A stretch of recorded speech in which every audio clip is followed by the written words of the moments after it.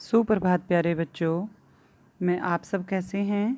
मैं Shrimati Vishakha DAV police public school Kurukshetra की ओर से आपकी धर्म शिक्षा की अध्यापिका।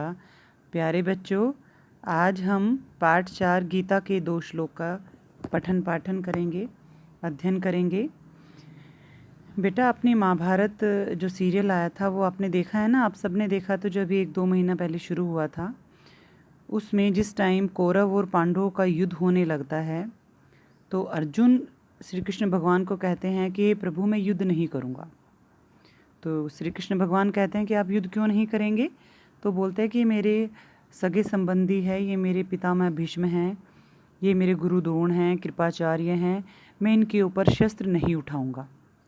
तो बेटा, उस टाइम का ही ये सीन इस अध्याय में क्रिएट किया गया है कि जिस टाइम अर्जुन श्री कृष्ण भगवान को ऐसा कहता है तो श्री कृष्ण भगवान उसको उपदेश देते हैं। तो वो सब हमारे एक पवित्र ग्रंथ है गीता। तो जो भी श्री कृष्ण भगवान ने उस समय उपदेश दिया था वो गीता के उपदेश के नाम से प्रसिद्ध है और उसके 2 श्लोक आपके इस अध्याय में बताए गए हैं। चलिए शुरू करते हैं। महाभारत के युद्ध में कुरुक्षेत्र के मैदान में कौरव पांडव सेना युद्ध के लिए आमने सामने खड़ी हैं। श्री कृष्ण जी वीर अर्जुन के सारथी के रूप में हैं। वे अर्जुन के रथ को लेकर शत्रु सेना की स्थिति जानने के लिए एक ऊंचे स्थान पर जाते हैं जहां से दोनों पक्ष की सेनाएं दिखाई पड़ रही हैं। श्री कृष्ण भगवान अर्जुन के रथ को लेकर, क्योंकि अर्जुन के वो सारथी बने थे, श्री कृष्ण भगवान महाभारत के युद्ध में अर्जुन के सारथी बने थे, तो वो एक ऐसी जगह पर चले जाते हैं रथ को लेकर जहाँ से दोनों पक्षों की सेनाएं उनको दिखाई दे रही थी। अर्जुन अपने सामने युद्ध के लिए विपक्ष में खड़े अपने सगे संबंधियों को देखकर मोह के वश में होकर घिरकर हताश और व्याकुल हो जाते हैं। वे श्री कृष्ण जी से कहते हैं कि हे केशव, मैं सब कुछ छोड़कर जंगल चला जाऊंगा, संन्यास ले लूँगा, सभी दुख झेल लूँगा, किंतु अपने सगे संबंधियों के खून से हाथ रंग कर राज सुख नहीं भोग सकता। मैं यह कदापि नहीं कर सकता। तो श्री कृष्ण भगवान उसको समझाने के लिए ही उपदेश देते हैं जो कि गीता के उपदेश के नाम से प्रसिद्ध है। और उसका जो पहला उपदेश है देते हुए श्री कृष्ण कहते हैं, कर्मणाधिकारस्ते मा फलेषु कदाचन मा कर्म फल हेतुर्भूर्मा ते संगोत्स्वर कर्मणि।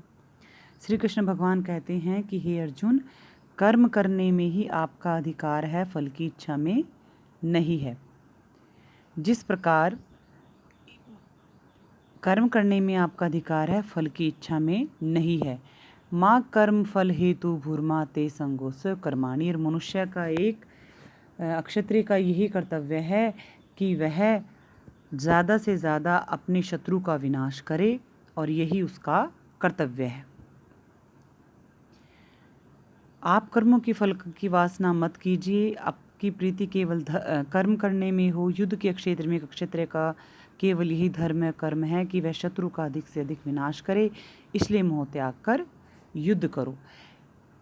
इस श्लोक में श्री कृष्ण भगवान अर्जुन को यही कहते हैं कि हे अर्जुन, तुम्हारा अधिकार सिर्फ कर्म करने में है, फल की इच्छा में नहीं है। इसलिए तुम अपने मन से ये निकाल कर कि वो तुम्हारे सगे संबंधी हैं, युद्ध करो और अपनी शत्रु सेना का अधिक से अधिक विनाश करो। दूसरे श्लोक में श्री कृष्ण जी अर्जुन का मोह दूर करने के लिए उन्हें आत्मा के शाश्वत और शरीर के नश्वर होने का बहुत ही सुंदर व शिक्षाप्रद उदाहरण देते हुए कहते हैं, वंशांशी जीर्णानि यथा विहाय नवानि गृह्णाति नरोपराणि यत्तथा शरीराणि विहाय जीर्णानि स्याति नवानि देहि।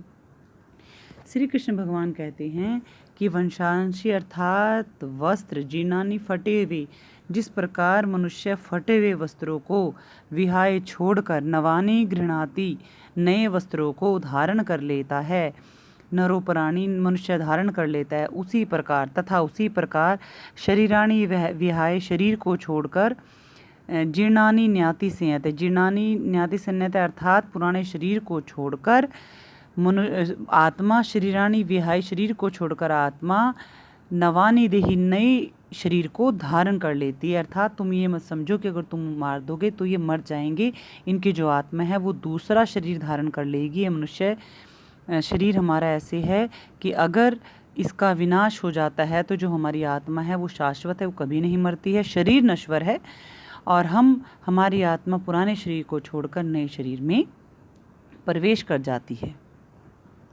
प्यारे बच्चों, ये इसका अभ्यास है। गीता में कौन किसको उपदेश दे रहा है? गीता में श्री कृष्ण भगवान अर्जुन को उपदेश दे रहे हैं। अर्जुन ने श्री कृष्ण जी को युद्ध के लिए क्यों मना कर दिया?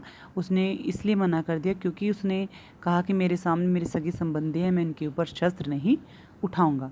मनुष्य का अधिकार किस में है और किस में नहीं? मनुष्य का अधिकार कर्म करने में है, फल की इच्छा में नहीं।